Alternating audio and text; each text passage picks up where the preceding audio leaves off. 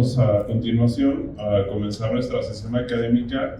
El día de hoy pues es muy grato presentarles al doctor Luis Fernando Macías Valle, un excelente profesor que viene de Ciudad de México.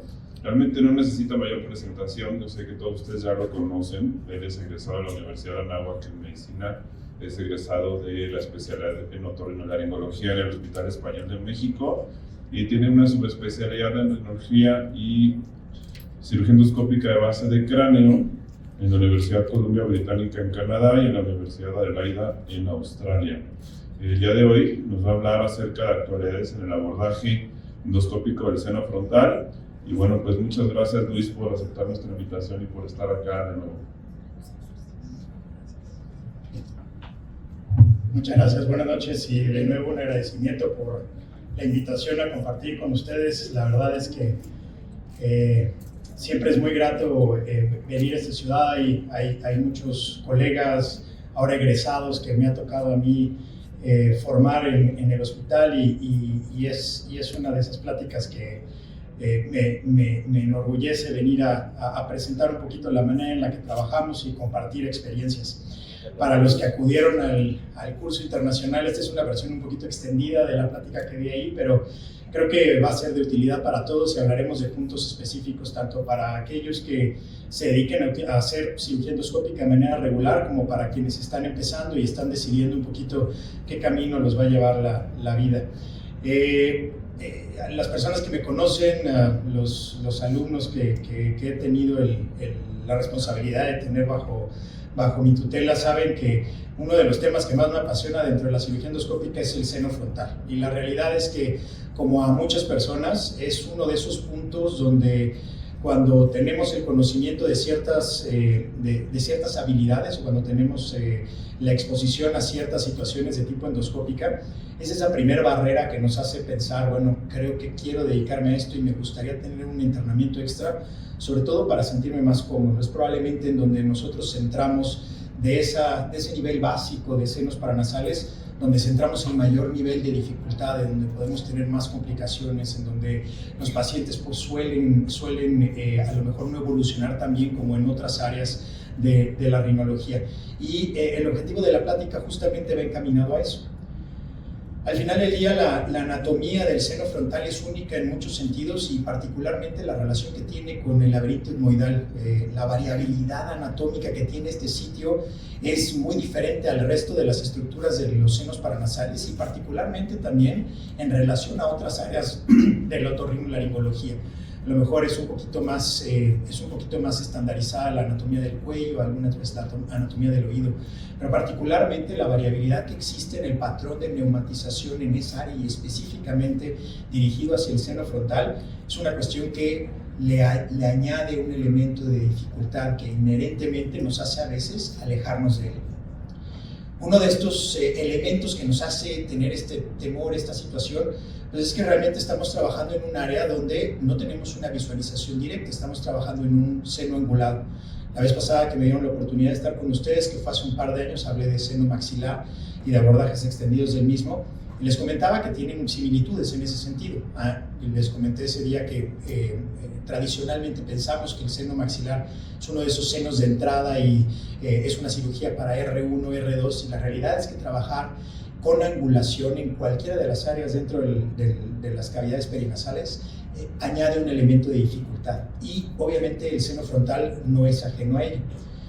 Hay diferentes escuelas y probablemente también hay personas aquí entrenadas en diferentes lugares, particularmente en Sudamérica, algunos otros lugares en Asia, en Australia, donde justamente la orientación del procedimiento quirúrgico es a tratar de llevar que la instrumentación y la visión sea lo menos angulada posible. Sin embargo, esto no siempre es posible y es una situación que tenemos que aprender, obviamente, a familiarizarnos con ella y a trabajar con la misma. Así como la visualización es angulada, evidentemente la instrumentación también es angulada. Y de ahí viene otro elemento de dificultad, que es no nada más el poder meter un elemento de visión para poder determinar el área que vamos a trabajar, versus el poder realizar algún procedimiento específicamente a ese sitio. Y esto es lo que nos lleva a este punto, que aunque parece una cuestión medio cómica, a mí todavía me tocó cuando me entrenaron, y es una situación que creo que, o espero cuando menos, que cada vez caiga más en desuso, que es esta situación de la patología del frontal se cura con una buena etmoidectomía. No quiero decir que no haya indicaciones donde simplemente haciendo un etmoides de manera correcta podamos resolver una patología del frontal. La realidad es que en esos casos la cirugía frontal propiamente pues probablemente no esté indicada. Sin embargo, yo creo que se utilizó durante mucho tiempo justamente para tratar de evitar ciertos problemas y para tratar de justificar el hecho de que no estábamos haciendo un procedimiento completo. A mí todavía me tocó esa época de no, hay más casos de sinusitis frontal iatrogénica por manipulación que por patología, que realmente no es cierto. Tan sencillo es como pensar en el prototipo de enfermedad que tratamos como cirujanos endoscopistas, que es la enfermedad respiratoria exacerbada por aspirina o la rinosinusitis crónica eosinofílica. En estos casos, en estos pacientes, es crucial el crear una vía de acceso adecuada al frontal con el objetivo de que el tratamiento tópico, que es lo que nos va a mantener el control de la enfermedad, sea adecuado a lo largo del tiempo. Teniendo esto como una pequeña base, estos son los objetivos que me planteé para el día de hoy y que espero que llevemos a cabo. Todo en la fundamentación de lo que hacemos quirúrgicamente, y esto no aplica nada más para otorrino, sino en general, tiene que ver con el conocimiento anatómico. Repitiendo o haciendo un poco de resonancia a lo que comenté al principio, el conocimiento o el entendimiento anatómico del sitio de drenaje del seno frontal, del laberinto etmoidal, es muy particular por estas situaciones de variabilidad. Y evidentemente el poder nosotros entender estructuras que son tridimensionales, que son cambiantes, basados en estudios que tradicionalmente son bidimensionales, como son la tomografía, donde nosotros nos acostumbramos a ver estudios impresos en la mayoría de las veces, hace muy difícil o en su momento creaba un elemento extra de dificultad para poder tener esta imagen tridimensional en la cabeza. De ahí que haya una evolución en los diferentes tipos de herramientas que ahora tenemos en la actualidad para poder hacer frente a esta situación y acortar curvas de aprendizaje y a poder prevenir y a poder hacer una cirugía que sea completa y que sea segura. Un elemento que es muy importante y que es difícil de autoevaluar porque tiene que ver también un poco con, yo digo, el ego del cirujano, y la realidad es que todos en esta especialidad con un tinte quirúrgico tenemos un poco de esos componentes, y lo que tenemos que aprender a evaluar son nuestras limitantes. ¿Cómo podemos evaluar esas limitantes? Tenemos que tener algún tipo de herramienta para poder evaluar qué tan complejo puede ser el caso. Y aquí evidentemente nos vamos a centrar en la patología del seno frontal, y todo esto va de la mano y va de manera ascendente, para finalmente poderlo aplicar en un caso en particular, que son los que veremos un poco más adelante. El primer elemento que quise tocar, y le recuerdo, es una situación que está un poco repetida hace no tanto tiempo en el curso internacional, pero creo que vale la pena hacer resonancia, y para quien no lo tenga muy claro, que no sea parte del currículum de su residencia, es algo que vale la pena estar revisando. El año pasado, en el Congreso de la Sociedad Mexicana de Otorrino, tuve la oportunidad de coordinar una sesión de radiología que fue orientada a residentes, y varias de las residencias de aquí de Guadalajara concursaron de manera muy satisfactoria, en donde incluimos como parte de la evaluación radiológica algunos de los elementos nuevos de la clasificación de cómo en la actualidad evaluamos la variabilidad anatómica de las celillas que están en relación al seno frontal. Para los que son un poquito más contemporáneos a mí o un poco más allá, recordarán que había un poco de dificultad a lo mejor en el entendimiento de que era una celilla tipo 1, tipo 2, tipo 3, tipo 4. Son estudios que originalmente se basaron ni siquiera en tomografía, son estudios que Kuhn realmente inició con placas simples, y podrán imaginarse la dificultad de poder definir anatómicamente una estructura que es compleja y tridimensional en una placa que sobrepone todas estas estructuras. De tal forma que eso dio paso a que se hiciera una clasificación internacional en la que hubiera un consenso con la gente experta en este tipo de cirugía, con el objetivo de tratar de unificar criterios. La realidad de las clasificaciones es que tienen que ser de utilidad, tienen que ser o tienen que tener como objetivo el que todos hablemos el mismo idioma, que podamos entendernos, estemos en México, estemos en Estados Unidos, estemos en Europa, estemos en Asia. Como un recordatorio breve, la clasificación a muy grosso modo divide las celdillas en celdillas que son anteriores y celdillas que son posteriores, con algunas en un plano coronal, pero lo vamos a ver brevemente. La celdilla constante que ustedes conocen, que es probablemente la vía de entrada principal al seno frontal y la que nos sirve como una guía, la que nos sirve como una puerta de entrada, es la celdilla Guernsey, una de las celdillas etmoidales más constantes, prácticamente pues hay estudios desde más del 92% hasta el 100% de las poblaciones. Cuando tenemos una neumatización por arriba de la celdilla Guernsey, pues la manera más sencilla de nombrarla pues es una celdilla por arriba de la Guernsey, celdilla supra-Guernsey. ¿Y qué es lo que pasa si esa celdilla se extiende más allá de los confines del receso frontal? Pues se denomina celdilla supra-agerfrontal. Aquí se simplifica la situación de saber si es una, si son dos, si cruzó, si es una celdilla aislada. Por ahí si alguien puede levantar la mano para decirme que haya visto una celdilla de Q4 verdadera, pues es como para publicarla, porque la realidad es que no hay celdillas que estén completamente aisladas dentro del frontal. Todas esas celdillas tuvieron un crecimiento a través del desarrollo embriológico y posteriormente de neumatización del etmoides. Entonces forzosamente tienen que tener un sitio de drenaje hacia la parte inferior. De tal forma que el que podamos entender esto sí tiene una aplicabilidad a lo que quirúrgicamente nos vamos a encontrar y probablemente lo que tenemos que tener en mente para saber en relación a la instrumentación, a la angulación que vamos a utilizar y también, que hablaremos un poco más adelante, qué tan difícil nos va a ser ese frontal. Ahora de las celdillas posteriores. La celdilla que normalmente nos encontramos con mayor volumen y que nos da el paso al etmoides anterior, etmoides posterior, bula etmoidal, no cambia de nomenclatura. Si tenemos una neumatización por arriba de una bula etmoidal, se va a llamar celdilla suprabular, sencillo, sin cambios. Si esa celdilla se extiende por arriba del ostium natural del frontal o de la zona del receso, se convierte en una celdilla suprabular frontal. De tal forma que ahí en una sola imagen, en una sola corte parasagital, pueden ver todo este complejo de celdillas anteriores y todo este complejo de celdillas posteriores. Claramente, no es tan sencillo visualizarlo cuando estamos viendo una placa, y eso vamos a ver un poco más adelante. Hay un par de ellas que por su implicación quirúrgica se incluyeron en la clasificación, y una de ellas, y probablemente la que se va un poquito más subdiagnosticada, es esta celdilla que se encuentra neumatizada por arriba del septum y entre los senos frontales, que es una celdilla frontal septal. Es importante reconocerla porque el drenaje de esta celdilla normalmente modifica el sitio de drenaje en nuestro frontal. ¿Por qué? Porque normalmente suele tener un drenaje hacia uno u otro lado y esto lo que hace es medializar y posteriorizar nuestro drenaje. De tal forma que hay ocasiones, y lo vamos a ver en uno de los ejemplos, donde podemos pensar que estamos entrando al frontal y realmente, si es una celdilla lo suficientemente neumatizada, podemos estar abriendo esta celdilla y no el frontal verdadero. De igual manera, y esto hubo un poco de controversia, hablando con los autores del artículo, había quienes sí querían incluirlo y quienes no quisieron incluirlo y al final por consenso terminaron incluyéndolo, que es la celdilla supraorbitaria etmoidal, que es esa neumatización por encima de la órbita.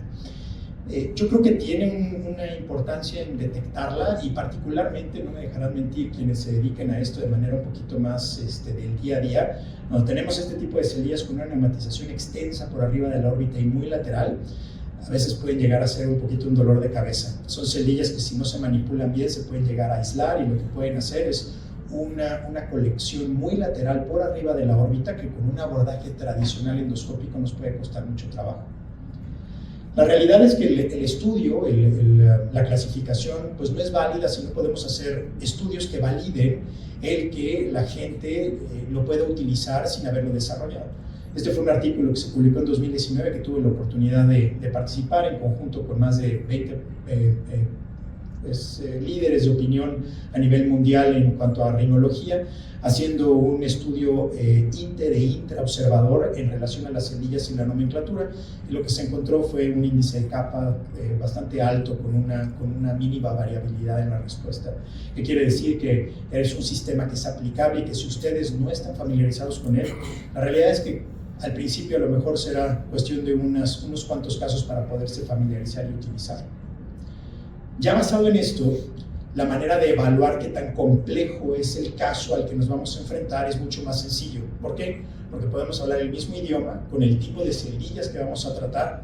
Y el segundo elemento, que es el que normalmente nos da una situación en particular de dificultad, que es cuando nuestro índice antero-posterior, el trabajo que vamos a poder tener o área de trabajo que vamos a poder tener entre el mic nasofrontal y la tabla posterior del frontal es muy estrecho o es muy pequeño. De tal forma que tenemos esta pequeña tabla que es muy sencilla. En uno de los ejes vemos el que tengamos un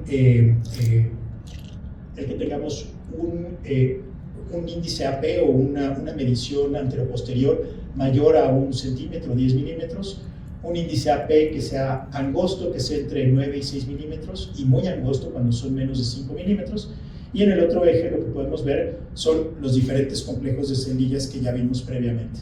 Celdillas que se encuentran francamente por abajo del ostium, que quiere decir que no tienen una representación real cuando vamos a trabajar ahí. Celdillas que están en relación al ostium, pero no lo penetran, no lo sobrepasan, como la celdilla supraager, como la celdilla frontal septal, y las celdillas que se extienden de manera significativa hacia el seno frontal, como la celdilla supraager frontal o la celdilla supragular frontal. De aquí nos queda un cuadro bastante sencillo donde por colores inclusive podemos ver el grado de complejidad. Si nosotros tenemos un índice AP amplio que nos permita manipular esa área, pues realmente en el peor de los escenarios, con celdillas que se extienden mucho hacia adentro del seno, jamás va a ser un caso de muy alta complejidad. Aquí las situaciones tenemos nosotros, a pesar de una celularidad etmoidal hacia el frontal que es significativa, tenemos el espacio para poderla manipular de manera satisfactoria, siempre y cuando la identifiquemos de manera prequirúrgica. Sin embargo, conforme vamos avanzando, obviamente en ambos ejes, pues entonces lo que tenemos es un aumento que es exponencial en el grado de dificultad de nuestro caso. De tal forma que ya con dos mediciones muy sencillas que podemos hacer con los estudios que ustedes solicitan de manera regular, podemos evaluar si el caso al que nos vamos a enfrentar tiene características para ser un poquito más benigno, digámoslo de esa manera, o si tenemos frente a nosotros un caso que probablemente nos pueda costar más trabajo. Esta es una de las situaciones que creo que todos en algún momento nos hemos visto, pues a lo mejor hasta abrumados, y es el tratar de entender en este tipo de situaciones, con este tipo de variabilidad anatómica, realmente por dónde va a drenar o por dónde va a ser el camino natural hacia el seno frontal. Aquí, como les comentaba en un principio, estamos trabajando en una zona angulada, estamos trabajando más cercanos a la base del cráneo, estamos trabajando más cercanos a la órbita, de tal forma que ese elemento de ansiedad se tiene que ver disipado basado en el entendimiento anatómico y en la prevención de lo que nos vamos a encontrar en la cirugía. Aquí es muy importante que nosotros entremos a ese procedimiento quirúrgico ya con una imagen mental.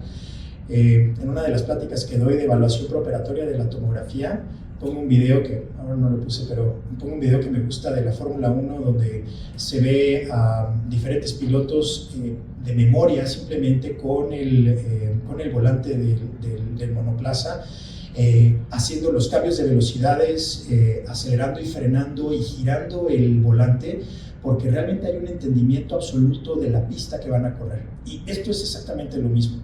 Ustedes, para entrar a esa cirugía no podemos entrar a pensar, bueno, voy a ver qué me encuentro y voy a ver qué pico y voy a ver qué manipulo para ver si de la nada se me aparece por ahí el frontal y resolvemos el problema. Para poder hacer esto, no es la única técnica, pero bueno, yo estoy sesgado por el tipo de entrenamiento que tuve. Una de las primeras personas que realmente desmenuzó el cómo poder evaluar específicamente esto fue el Dr. Worman, y con esta famosa técnica de los bloques de construcción o building blocks, que antes de que existiera un poquito más de tecnología, a mí me tocó ese inicio realmente, pero lo que ponía a hacer a sus fellows era justamente dibujar las imágenes basados en la tomografía que tenían y dibujarlo tridimensionalmente en el expediente del paciente para saber exactamente qué tipo de celdillas se iban a encontrar durante el procedimiento y dónde estaba el drenaje del frontal. Todo esto, pues obviamente basado en un libro que es de los libros más vendidos de otorrino en la actualidad y ya va en su 4ª edición. ¿Qué es a donde ha llevado ese conocimiento? realmente el que nosotros podamos tener una manera un poco más dinámica, una manera que sea más sencilla y que nos permita también transmitir la información de mejor manera cuando tenemos un poco más de experiencia y estamos con personas que están en entrenamiento. De tal manera que en la actualidad, para poder evaluar preoperatoriamente al paciente que vamos a llevar a quirófano para hacer una cirugía de frontal, necesitamos contar de manera pues yo diría ya indispensable, el que tengamos algún tipo de software que nos permita hacer una visión radiológica simultánea de los 3 planos que normalmente obtenemos en una tomografía. El poder nosotros visualizar, aunque sea en un software que normalmente tienen ustedes en sus hospitales, que son los que usan ya prácticamente todos los laboratorios, todos los gabinetes, no siempre tiene características que permiten que de manera concatenada veamos esas 3 imágenes y que podamos navegar en las mismas, que anteriormente pues era una de esas grandes ventajas de tener el neuronavegador en la sala, ¿no? El poder visualizar. Este tipo de software, este tipo de herramientas tiene que ser algo que nos permita que con dinamicidad podamos entender algo que tradicionalmente nosotros entendíamos en 2D y poderlo llevarlo a un plano tridimensional. Si bien el que nosotros estemos viendo esos 3 cortes o esas 3 orientaciones no construye una forma tridimensional, sí permite que a nivel central tengamos un procesamiento que es muy distinto. Eso, tuve la oportunidad de publicar un artículo en la revista de la Sociedad Mexicana de Otorrino, en Anales, donde la percepción espacial, que específicamente para cirugía endoscópica el uso de cámaras en general es crucial, es algo que es aplicable a esto también.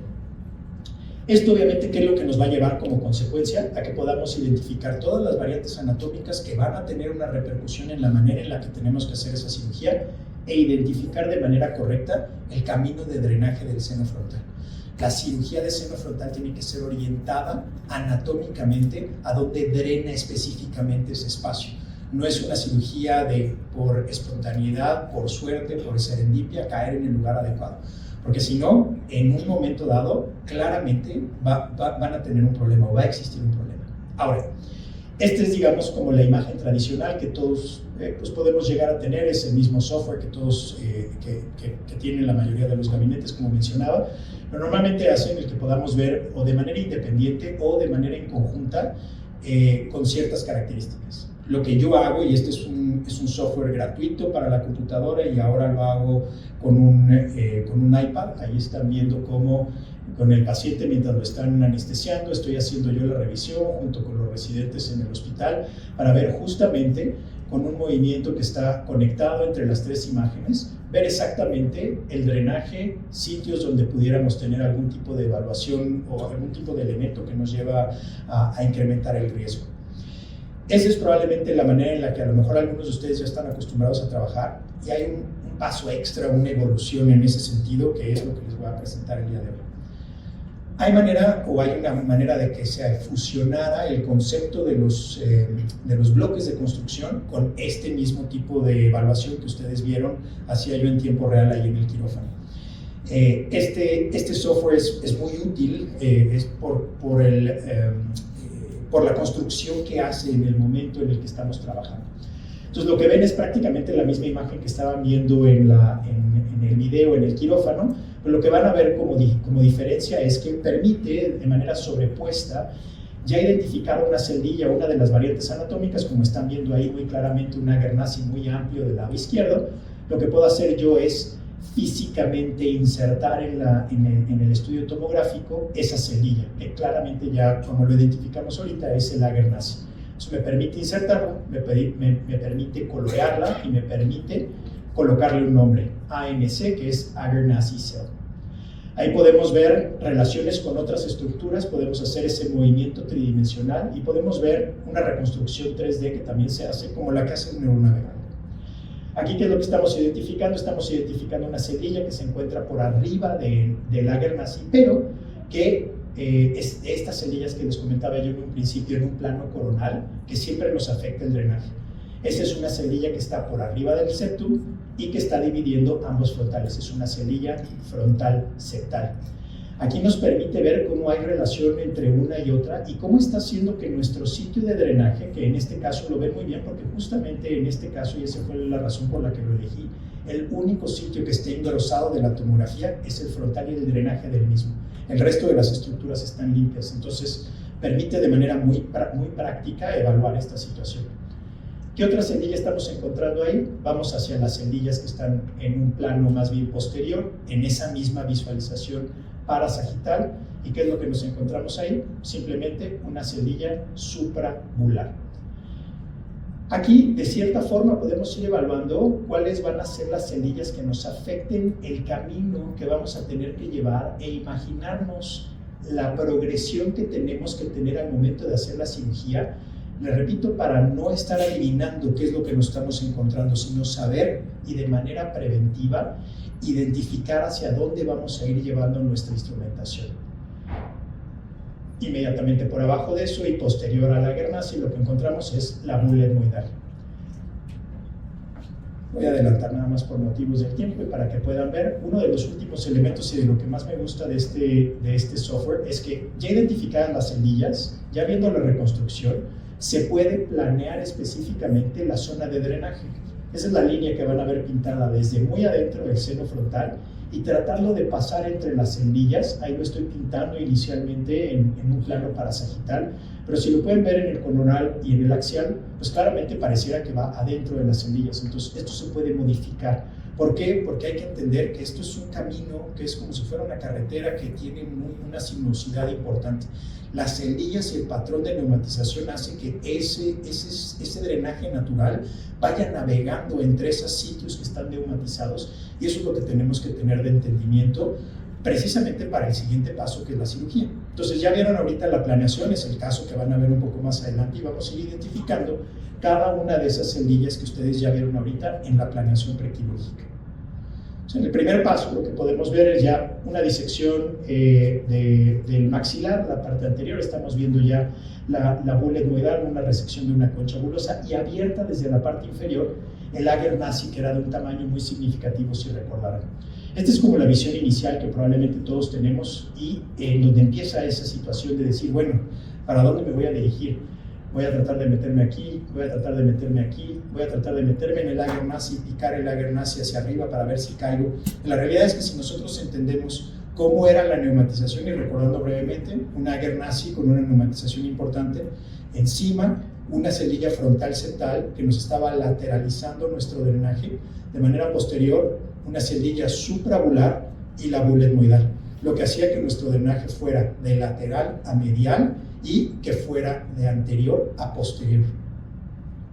Ya teniendo este entendimiento y con una visión angulada, lo que podemos buscar es justamente ese camino. Toda esa cendilla que ustedes ven ahí no es el frontal, y hay ocasiones donde pues hasta el más experimentado ahí se le va la liebre, ¿no? Y decir, bueno, ya abrí el frontal y vámonos a desayunar todos y se acabó la cirugía.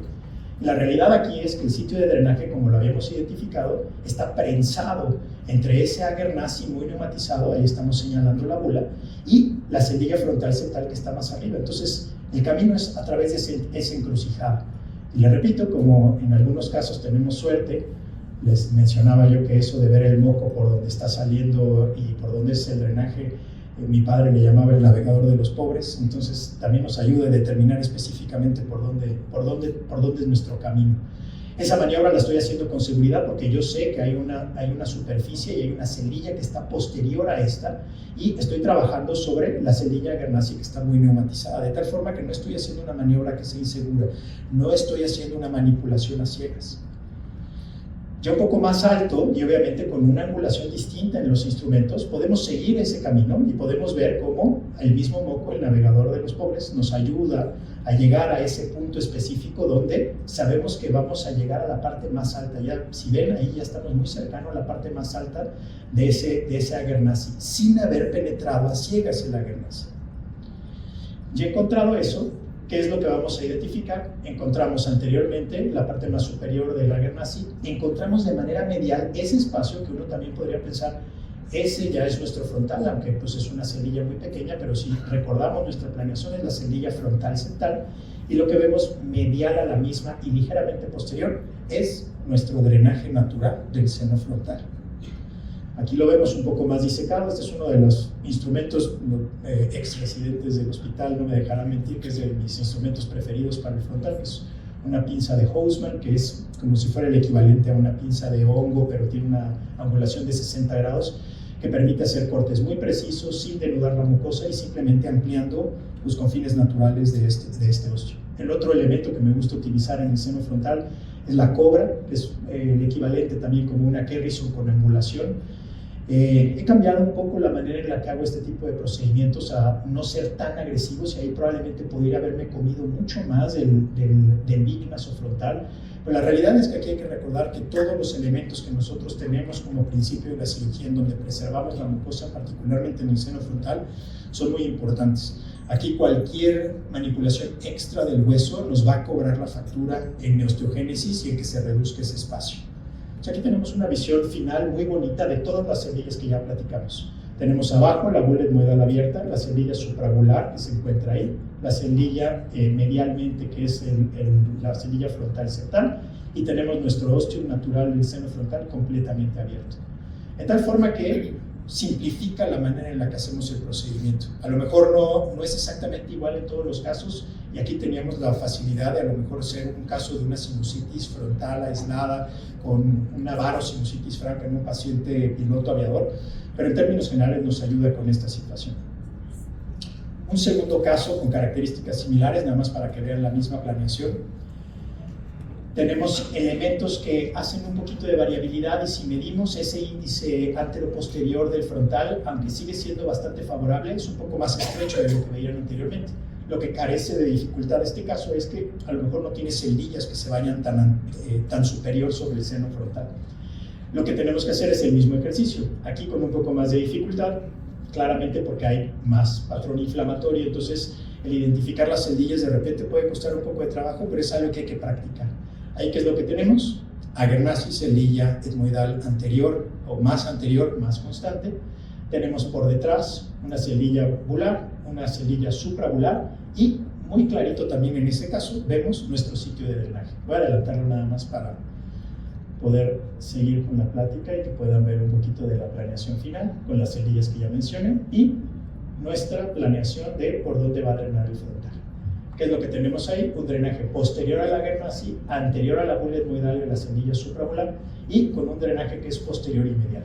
La realidad es que la gran mayoría de los casos son así. El problema son cuando no tienen esta orientación y uno lo va a buscar en ese sitio. De tal forma que el ejercicio es válido hacerlo en todos los casos, aun cuando sabemos que en la inmensa mayoría nuestro drenaje va a ser posterior y va a ser medial. Ya teniendo esto y teniendo en mente cuál es nuestro plan quirúrgico, vemos la cirugía. ¿Qué es lo que tenemos ahí? Estamos viendo con 30 grados, estamos viendo la arteria etmoidal anterior. Entonces ya sabemos que ese sitio que estamos viendo por arriba de la arteria etmoidal anterior no es nuestro seno frontal. La misma situación que les comenté con el previo. Hay ocasiones donde uno tiene esta visualización y dice, ya se acabó la cirugía y terminamos.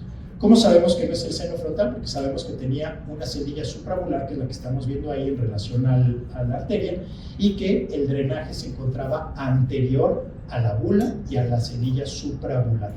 Ahí lo que estamos encontrando es la característica del material mucinoso clásico en este tipo de casos. Ahí vemos nuestro elemento de seguridad, que es la arteria y la base de cráneo, y podemos utilizar diferentes instrumentos para poder hacer el espacio que necesitamos aquí. El poder quitar cualquier tipo de elemento anatómico que obstruya, reduzca el espacio por donde va a drenar naturalmente el seno y de manera inversa por donde va a entrar el medicamento, es lo que nos hace tener éxito en la cirugía. El ser cuidadoso, el utilizar instrumental para poder simplemente retirar espículas óseas sin denudar la zona es sumamente importante, con el objetivo obviamente de guardar todas estas características como les mencioné. Ahí estamos viendo de manera en la parte derecha de la pantalla la lámina papirácea, la órbita. Estamos viendo la entrada a nuestro seno frontal completamente abierto, y esto es como lo vemos a 4 semanas postoperatorias, en una visión endoscópica también de 70 grados, y básicamente lo que queremos ver es que lo mismo que nosotros hicimos en la cirugía lo podamos identificar en el postoperatorio. En este tipo de casos asmáticos, poliposos, pues hay que estarlo siguiendo, y esto hay que tratar de dar el seguimiento a muchos años para ver que las cosas sigan igual, y aunque haya fluctuaciones, que nosotros veamos consistentemente el mismo espacio que dejamos posterior a nuestro procedimiento quirúrgico. Dentro de la cuadrícula que les mencioné al principio, es un grado 4 de dificultad con un AP bastante estrecho de 3.8 milímetros, sin muchas celdillas, pero que nos obliga a trabajar en un área que es bastante restringida. Igual por motivos del tiempo, y este caso que es bastante bonito, nada más lo voy a adelantar. Aquí empieza todo desde hacer una oncinectomía de manera adecuada para la parte superior del uncinado y la misma orientación hacia la Guernsey, el encontrar el ostium del seno maxilar y poder tener esos sitios de referencia. Este paso es algo que a lo mejor si ven pláticas y gente que estuvo entrenada en Australia, como fue mi caso, en ese sitio es donde tradicionalmente se hace el colgajo axilar de Wolman, y con franqueza es algo que yo he dejado de hacer y normalmente utilizo esa que es una Kerrison gorda, realmente se llama pinza de Hayjack, pero me permite quitar la pared anterior del Lagernazi con el objetivo de poder visualizarlo de manera directa o de frente. Aquí, ¿qué es lo que me permite ver? Me permite identificar, sin haber abierto la bula, sin haber abierto ninguna de las celdillas en ese plano un poco más posterior, el poder encontrar directamente ese sitio de drenaje que se encontraba inmediatamente posterior al Lagernazi pequeño que tenemos ahí. En este tipo de cirugía, donde el AP es angostor, hay que ser cuidadosos y hay que tener diferentes elementos para que el control, obviamente, del sangrado durante la cirugía, la preparación previa a que llevemos al paciente al quirófano, el tipo de anestesia que se dé, todos son elementos que facilitan o que nos ayudan a poder tener éxito en la misma. Aquí están viendo prácticamente la misma instrumentación que vieron en los otros casos, en el otro caso, perdón, y realmente lo que estoy tratando de ganar es el máximo que me permita anatómicamente en esta anatomía. La realidad es que es un paciente que no tenía un patrón eosinofílico de enfermedad, por lo cual con este espacio, aunque se ve reducido ahí, nos permite resolver el problema del paciente, como podemos ver aquí con una tomografía a 3 años postoperatorios. Un paciente con patología frontal aislada, recalcitrante, recurrente, que no respondió a medicamentos de manera adecuada y dejando un camino de drenaje libre y funcional. Hay casos especiales y evidentemente no todos los podemos juzgar de manera preoperatoria también, y este es uno de ellos, y me gusta porque a lo mejor los osteomas tienen ahí un poquito una relación de amor-odio también con esto, porque son muy satisfactorios de operar, pero se puede complicar fácilmente la situación, y cuando uno quiere o desea en hacer las cosas de una cierta manera, hay ocasiones donde no salen las cosas como uno pensara. Entonces, a lo mejor varios de ustedes me podrían decir, ¿sabes qué? Esto podría ser una indicación de un procedimiento abierto y a lo mejor una cirugía que sea mucho menos prolongada y a lo mejor con menos instrumental. Creo que es enteramente válido. Sin embargo, hay elementos, y aquí lo están viendo sobre todo en esa imagen central, que a mí en lo particular, en cuanto al restablecimiento de la situación funcional, sí me gusta agotar esos recursos endoscópicos mientras tengamos una evaluación adecuada del caso. Entonces, uno de los elementos que a mí me hizo pensar aquí que quería intentar endoscópicamente realizar el procedimiento es que el sitio, obviamente, de afectación del drenaje de este osteoma, que tenía una representación sobre la órbita, no había una inserción hacia la tabla posterior, estaba más bien insertado anteriormente. Había una relación específica con una de las celdillas que yo les comenté en un principio, que partes del grupo de la clasificación internacional no querían incluir, pero que sí tenemos que tener en mente, que son estas celdillas supraórbito-etmoidales, que suelen ser una pesadilla. Ya, lo que yo quería en ese caso era tratar de restablecer el drenaje de manera endoscópica, precisamente para no tener problema con esa celdilla lateral. De cualquier forma, habiéndolo hecho abierto, muy probablemente se podría haber visualizado y posteriormente hacer algo híbrido. La verdad es que esto, y presentado a lo mejor en un panel de expertos, podrían haber 4 o 5 diferentes opiniones de cómo se trata. Y aquí les pongo un poquito de cuál fue la experiencia en ese caso. Estamos viendo a 30 grados, estamos ya hecha la disección hacia la base del cráneo de manera posterior y encontrando básicamente algunas de las referencias anatómicas que nos permitieron identificar dónde estábamos. O sea, ahí lo que veíamos era la arteria etmoidal anterior, sabíamos que estaba anterior a la arteria etmoidal anterior, estamos extendiendo toda esa zona inferior y realmente pues no es muy diferente a lo que vieron en los casos previos. Lo único que nos encontramos pues es ahí al pequeño bebé obstruyendo el frontal de este pobre caballero. Lo que hacemos antes de manipular la zona, pues es tratar de funcionalizar y de quitar todas las celdillas. Y aquí uno de esos elementos que les digo yo, hay veces que cuando uno hace los videos y los ve en retrospectiva, digo, de verdad que uno puede correr con suerte en algunas ocasiones.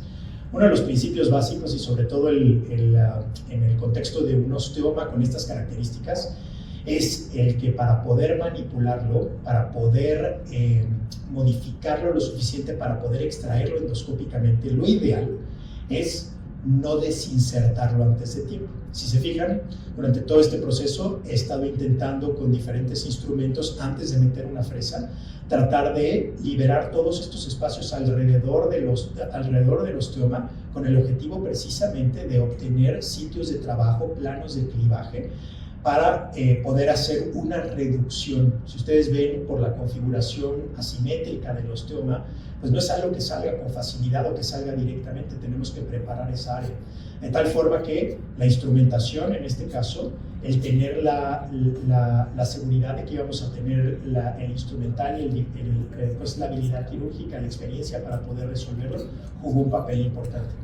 Como vieron ahí, después de haber encontrado ese espacio alrededor, pues yo sentí que ya habíamos prácticamente terminado la cirugía, porque dije, ya encontré, no está pegado, no hay una inserción importante por arriba de la órbita, y pues hice justamente lo que les comenté, que normalmente no debe de hacerse. ¿Por qué? Porque cuando uno libera este tipo de lesiones fibroóseas, hay ocasiones donde no nos permite utilizar este tipo de instrumentos para poder moldearlo y poderlo sacar por una vía natural dentro del seno.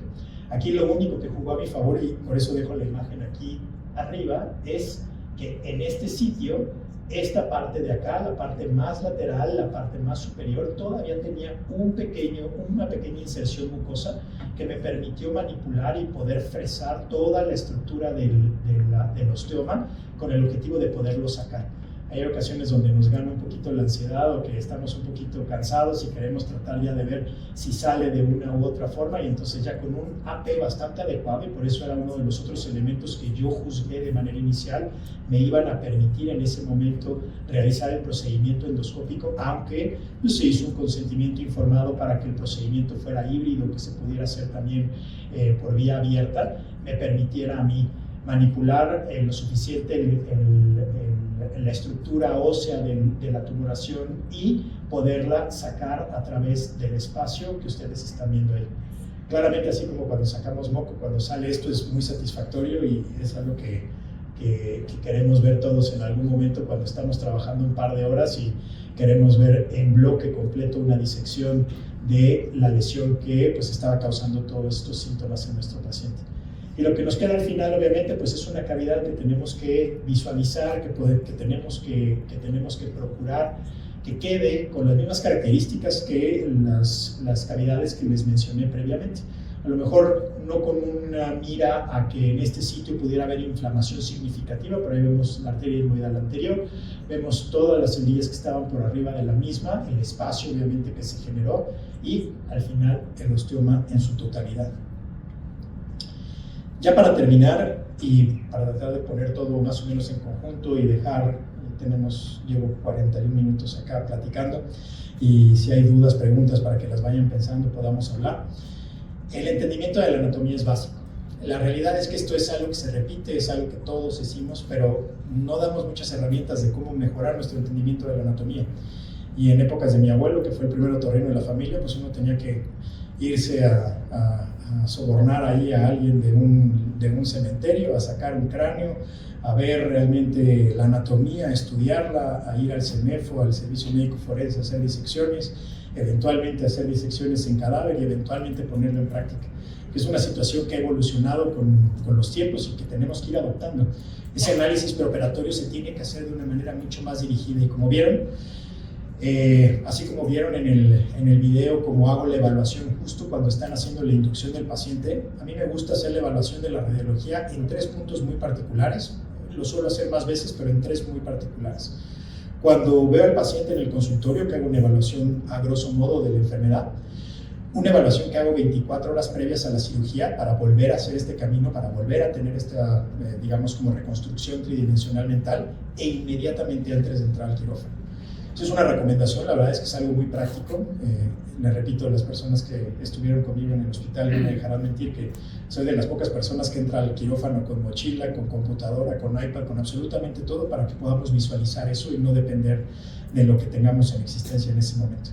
Muy importante y una situación que vemos cada vez más, el que tenemos que adoptar la tecnología, tenemos que aprender a trabajar y a crecer con ella y no a luchar con ella.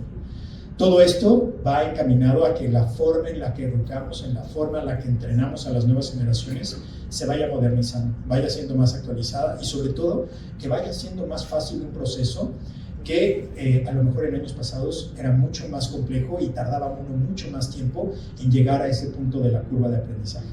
Todo esto al final del día nos va a llevar a que con mayor práctica tengamos mejores resultados y más sostenibles, que sea obviamente en beneficio de sus pacientes. Muchas gracias por su atención. Si hay cualquier duda, por favor, estoy a sus órdenes.